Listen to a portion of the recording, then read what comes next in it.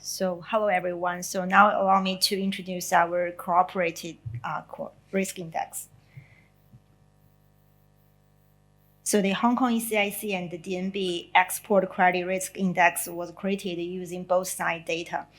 And the Hong Kong ECIC contributed the insurance business data, which includes the insurance amount, claim amount, payment difficulty cases.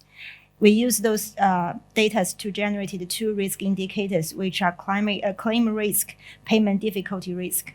And Dun Bradstreet also contributes several countryside data, which includes business continuity risk, short-term economic outlook, long-term economic outlook, political insecurity risk, exploration risk, market potential, transfer risk, business regulatory environment, foreign exchange risk. And we also model those data into two risk indicators, which are business continuity risk and country risk.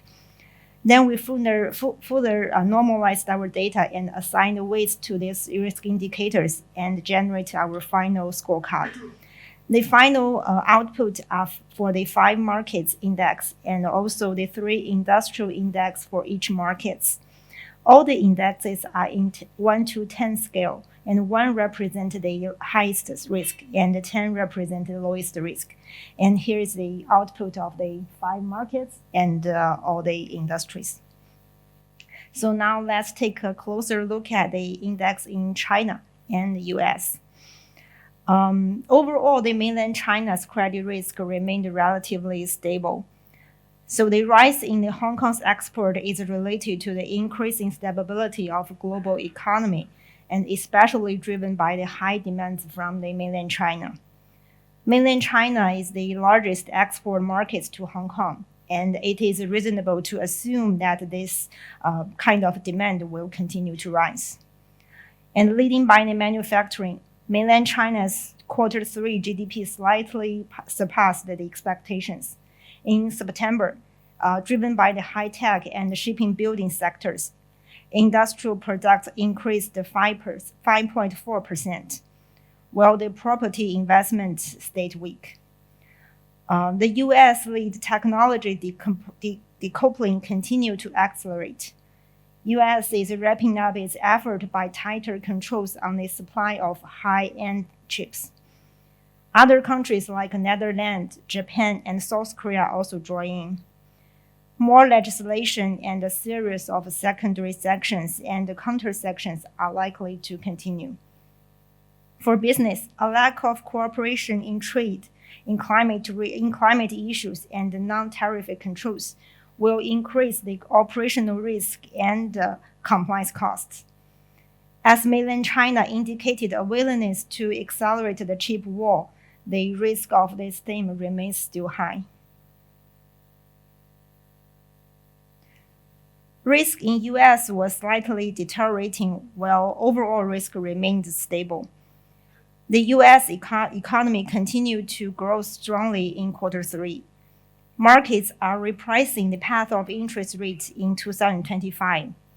U.S. is still the most economically prolific market, and it's the global center for the technology and finance. Trump's victory may be pivotal for the U.S. and the global economies. The likelihood of a clean sweep means that legislation may be passed more easily, and a greater role of the tariffs seemed probable. Global policy uncertainty in the wake of the election remains a sizable downside risk of our economic outlook.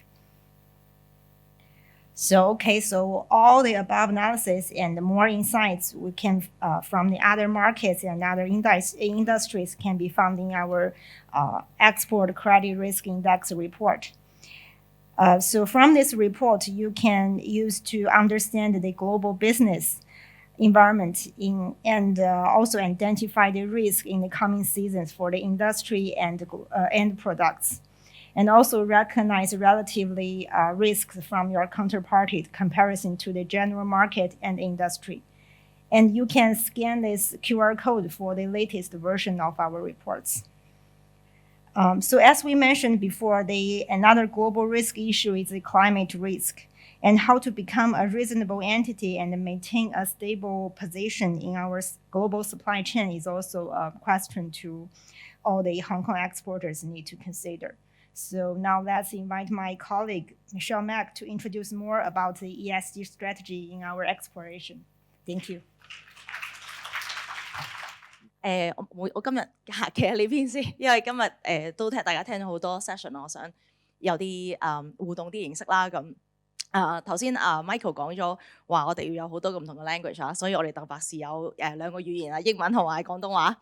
咁就今日講少 ESG， 因為其實今日都聽到好多好多唔同嘅即係trends 啦，究竟嚟緊嗰個嘅出口會係點樣？咁但係頭先其實唔同嘅講者啦，包括啱啱Roger 都有提到其實環保啦，甚至頭先 Irina 都有提到即係 TDC 啦，都有講過越嚟越多嘅一啲國家，尤其是各位出口，其實一定係出去唔同嘅外國，包括歐美啊、東南亞或者係其他唔同嘅地方，都會越嚟越講好多可持續發展嘅呢一樣嘢。今日咧，我最學得到多嘅一樣嘢咧，就係極致啦。咁我希望都可以講多少少，究竟 ESG 點樣可以做到極致啦？咁係啦，咁我講少少Duns number 啦，因為可能未必個個都認識鄧博士。咁其實咧阿 Beth 都講咗好多，或者分享咗好多我哋本身即係對於呢一個 export 嚟緊嗰個 trend 啦，個睇法會係點樣啦？咁其實呢啲嘢係 based on啲咩咧？嗱，好簡單，即係Duns number 係一個最 directly 一個最直接嘅方式咧，係可以俾大家知道其實我哋點去融入，除咗喺企業上邊啦，仲係喺全球嘅一個出入口啦，或者係一個叫貿易，甚至係一個消費者嘅一個世界入邊。嗱，大家都有揸手機啦，大家都知蘋果啦、Walmart 啦，甚至剛才頭先提到好多有唔同嘅speaker 都有提到唔同嘅電商啦。咁其實佢哋都係我哋嘅客戶嚟嘅，主要嘅客戶。點解咁講咧？聽到好多供應鏈啦，甚至你哋出口嘅時候，第一件事其實最基本啦。你假設要見一個客，你要 in 一個 candidate， 你第一件事都要做即係起底啦，即係 check 下究竟佢係咪 OK 先啦。咁呢一個嘅調查咧，其實就係 start with 一個鄧博士嘅編碼 Duns number。嗱，其實咧呢個 screenshot 咧係大家睇翻 Apple 或者係 Walmart 嗰個 public website 啦。你就會睇到最基本，如果你想上架，如果你即係我有好多朋友我未 join 鄧博士咧，因為始終即係我唔係咁熟好多嘢啦。咁嗰陣時咧，我好記得啲人話我哋識啊，你又知 D&B 因為佢係 app developer。佢話第一件事其實 Apple 就係要 require 佢有個 Duns number 去做一個叫做一個 due diligence， 去睇下你係咩，即係第一 round。咁 likewise Walmart 都係啦。頭先大家講好多上架，如果你要上架第一件事包括好多內地啦嘅電商啦，又或者係全球啦，我哋而家目前基本上甚至係中國海關啦、香港海關啦，甚至係好多唔同美國 FDA 啊等等，都係利用鄧博士嘅編碼咧去 screen 去睇究竟呢一間公司最基本嘅一啲嘅資訊，例如你係做邊行啊？你個行業係乜嘢啦？你有幾多個 employees 啦？大概嘅 sales 係點？甚至邊一個係金主啊、directors 等等，甚至就係話可能你嘅即係你間公司有冇一啲嘅法律嘅一啲制裁啊，或者啲 court case 等等。好啦，咁入正題，關於 ESG 啦。咁其實點解咧？其實我好記得2年前嗰陣時 COVID 咧，嗰陣時我開始講 ESG 啦，好多時個專題個 topic 我都仲好記得，就係中小企秘笈。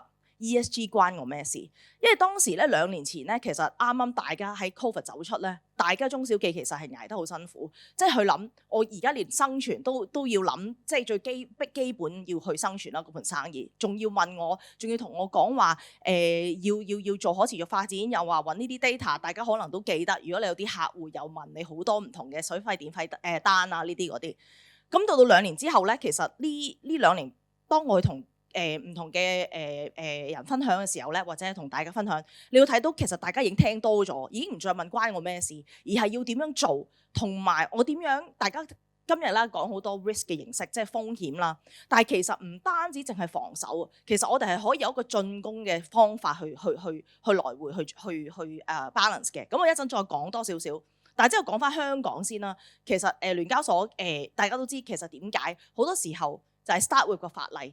所有嘅上市公司咧，其實都係 require 佢哋呢啲公司去要報呢啲嘢嘅。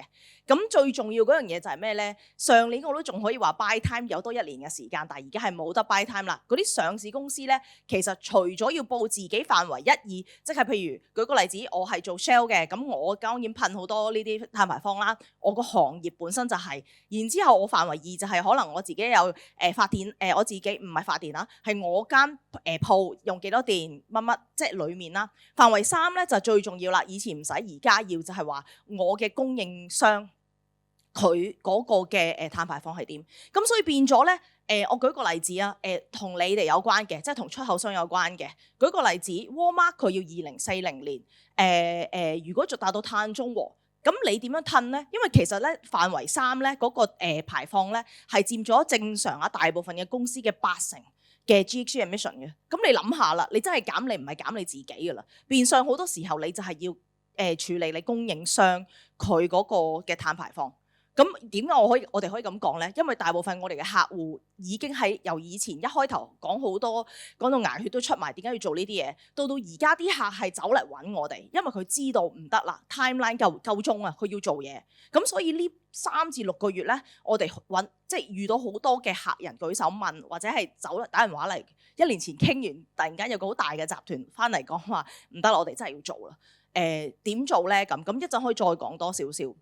嗱，簡單啲嚟講咧，頭先講到極致啦，點解我覺得好重要，亦都好配合 ESG 呢一個 topic 咧？因為咧，特別是喺香港咧，好多時候我哋講可持續發展咧，就諗起環保，但係其實環保就係環保啦。可持續發展 ESG 3個英文字母咧，唔係全部都係環保嘅。咁所以咧，如果真正Roger 頭先都講咗樣嘢啦，即係歐洲嘅法例已經迫切啦，佢哋比較先進啦歐洲，咁的而且確係嘅，因為早幾個月咧，其實歐盟佢已經係通過咗呢一樣嘢，就係話咩咧？以往咧即係環保嗰樣嘢講得好徹底㗎啦，但係咧而家除咗環保之外咧，其實佢嗰個供應鏈，成條供應鏈咧，除咗環保之外咧，其實佢嗰個嘅供應商嘅工人權益，亦都係非常之重要。即係幻想係咩啊？即係幻想下童工，又或者係一啲嘅俾人哋剝削嘅員工。咁我舉個例子，點樣為之極致？就係話一個都不能少。你諗下，喂3個我做1樣先都 OK 啫，係嘛？即係唔使話即刻全部做晒，咁就錯啦。我舉個例子，頭先大家都講到電車呢一樣嘢，電車有咩好啊？環保嘛，可以減碳啊嘛 ，very good。好啦，咁所以咧，大家就見到好大嘅一個增長啦，喺個需求上面。個問題係咩啊？有冇人知道？即係除咗成日聽我講呢樣嘢嘅同事之外，有冇人知道？如果我淨係睇環保嘅時候，有咩問題？或者係邊一樣嘢達至到有一個咩可能性？咁我就時間緊迫，咁我就講啦，就係 social 嘅問題啦。嗱，我想講下社會上嘅問題，因為咧就唔係大家諗嗰啲社會問題，而係社會嘅呢一個 topic 咧，包括咗啲咩咧？嗱，喺香港好多時候啲人咧都會話，即係上市公司啊，佢哋填嘢就話啊，我咧 train 好多 staff 嘅，我哋咧就做好多義工啊 ，community engagement 啊嘛，我幫好多人嘅，我哋公司都好好咁樣。其實唔係咁簡單，係講緊你個供應鏈上面，例如有冇安全啦，做好。嗱，幻想就係譬如建築行業嘅安全啦，嗰啲嘅 cases 咧就係會有個好大嘅 hit on social 嘅。好啦，仲有一樣嘢就係咩啊 ？supply engagement 啦，有冇準時找數俾你嘅employees 啦？同埋你嘅找數俾你嘅供應商、供應鏈。好啦，咁講翻頭先嗰個 EV 嗰度啦，個問題嚟啦，就係咩啊？就係嗰個安全電喺邊度嚟㗎？電嗰個原材料60% 嘅 cobalt， 即係鋰啊。其實就係嚟自剛果嘅，咁你諗下啦，即係剛果係得咁多人嘅啫，咁你個 demand 不斷上升嘅時候，咁你諗下嗰啲原材料點會突然間提升，同埋咧你要記住嗰啲嘢係嗰啲 mining 所謂嘅挖礦咧係要用人手嘅，咁當然啦有好多係有用機器，但係如果你真正有認識或者你去 study 嘅時候咧，你就知道咧其實係牽涉好多童工啦，同埋剝削。人嘅即係 labour 即係人嘅問題嘅嗰啲員工，咁所以咧呢樣嘢，我想帶出嗰樣嘢就話，咁唔係唔買電車，我只係想帶出嗰樣嘢就係話，真正嘅極致就係要考慮好多唔同嘅方向。咁至於 G governance 係講緊一間公司，譬如舉個例子，佢自己本身嗰個管治啦，例如好多時候，特別是我哋鄧伯士咁多年，其實咧都會去睇一啲嘅公司，譬如佢去嚟 set up 一啲 account 啊，或者去借錢，我哋都要睇佢嗰個管治，例如有冇一啲嘅 governance 上邊一啲嘅所謂一啲嘅叫合規嘅一啲嘅嘢，即係例如洗黑錢啊，或者係你有冇同一啲比較可能政治上敏感有關嘅一啲公司有合作啊等等。咁所以咧，其實有好多樣嘢都係非常之重要，係要去得到一個平衡。咁頭先我提過就係話即係有個防守同埋有個進攻呢一樣嘢啦。咁其實咧好多時候啲人睇ESG 都係一個 risk， 即係咁的而且確係嘅，因為咧如果你做得唔好，我舉個例子可能大家都記得，其實講幾年前先啦，有個運動品牌，佢就係因為俾人踢爆咗，佢有個支廠係有用童工嘅，舉個例子，咁於是咧佢就遇到好大問題啦，就俾人哋即係杯葛咗一段時間。咁至最近啦，我舉個例子，我有一個客，我哋有一個客啦，咁佢係一個好大嘅時裝品牌，咁佢喺瑞典有個 headquarter 嘅咁樣，咁佢就係用我哋嗰個ESG 嘅 data 咧去掃，即係去 screen 佢嗰啲嘅供應商啦。咁後尾發覺咩咧？就係原來我哋發覺到佢其中有一個嘅供應商咧，其實係好污染環境嘅。咁於是乎咧，當然啦，最後佢繼續用嗰個供應商啦。咁最後就上咗報紙。咁所以咧，其實某程度上 ESG 咧，而家開始大家嘅客戶開始會向前瞻去睇，我點樣去要供應商去提供一啲資訊，去俾我知道呢一個嘅供應商係 good 咧。咁我早幾日同同事一齊去見一個客啦。咁佢係一個歐洲嘅一個 supermarket，即係你當 Walmart 啦，但係歐洲嘅。咁佢咧就好前瞻啦，因為法例啊等等唔同嘅原因。咁佢哋做緊啲咩咧？就係佢哋直情係會將自己嘅員工咧 plan 落去嗰啲廠去睇嘅，去 make sure 唔係你淨係自己填嘢，我係真係去落西去睇呢啲嘢。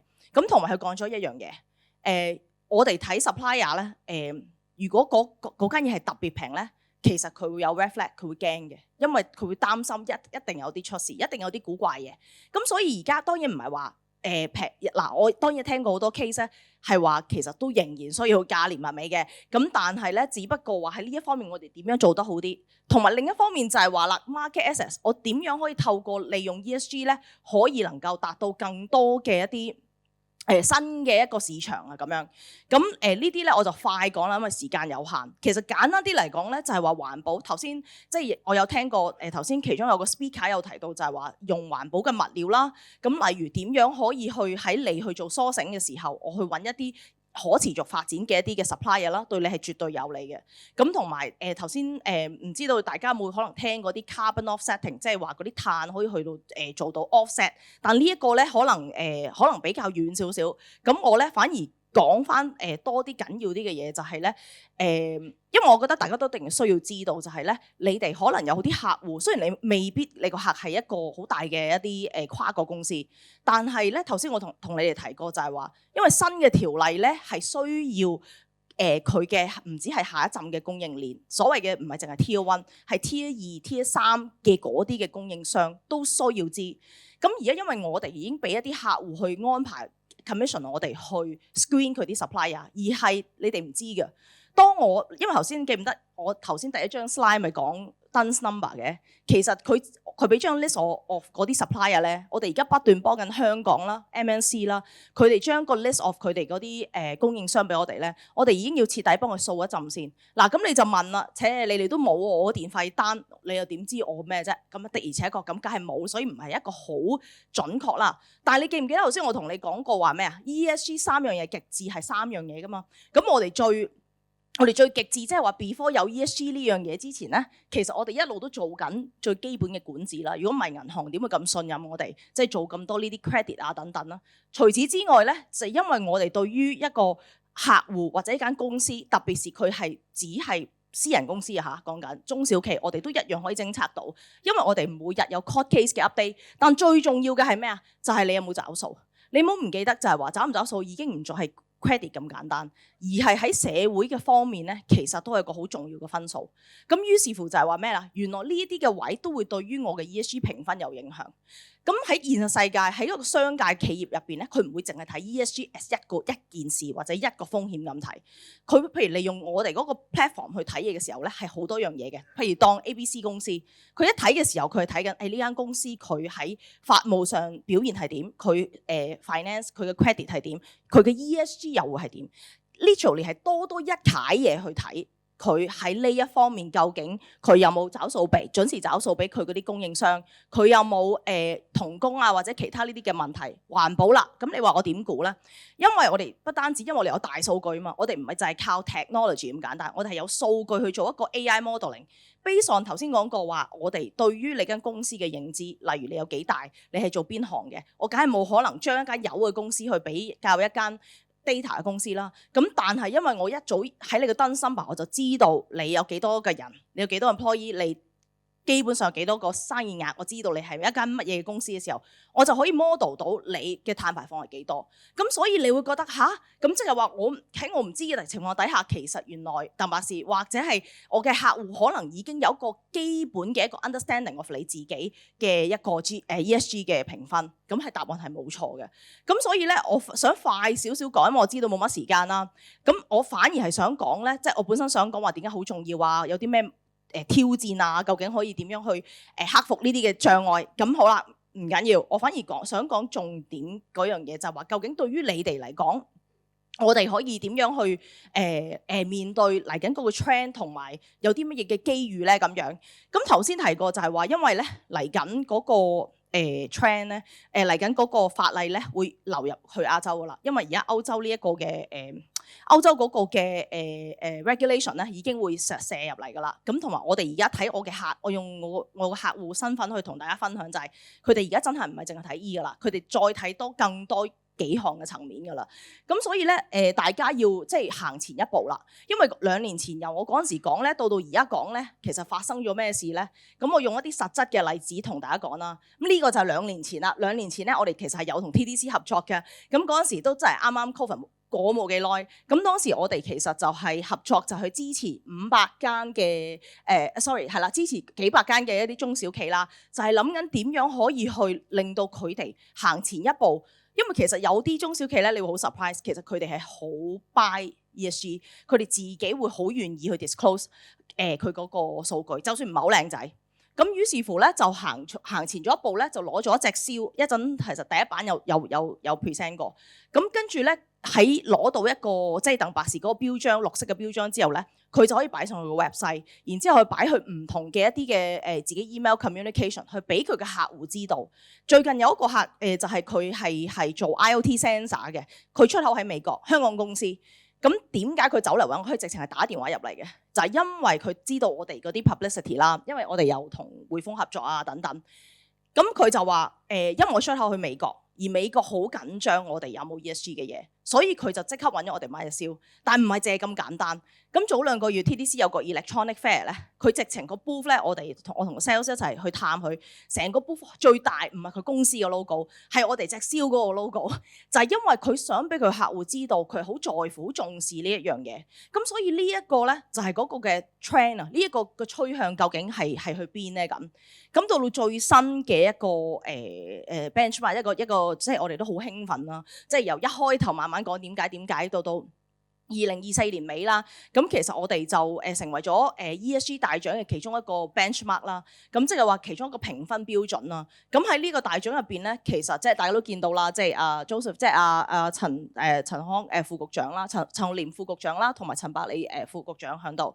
咁最重要嗰樣嘢係咩咧？係參與呢個比賽贏得嘅係講緊一啲上市公司，即係包括新世界啦、恒基啦、越秀啦等等唔同嘅公司。當然都有中小企嘅公司啦。但係呢一度咧，我想即係同大家分享就係話 ESG 呢條路已經係行得好前㗎啦。咁對於大家嚟講，雖然可能未必真係去到話燃眉之急，但係如果一個有遠見嘅生意頭腦嘅人，即係好似大家咁啦，其實如果能夠做好做一步嘅準備咧，你就會睇到咧，其實機會咧係有好多嘅。咁所以多謝晒大家啦。咁祝大家有新一年新嘅開始啦，蛇年快樂！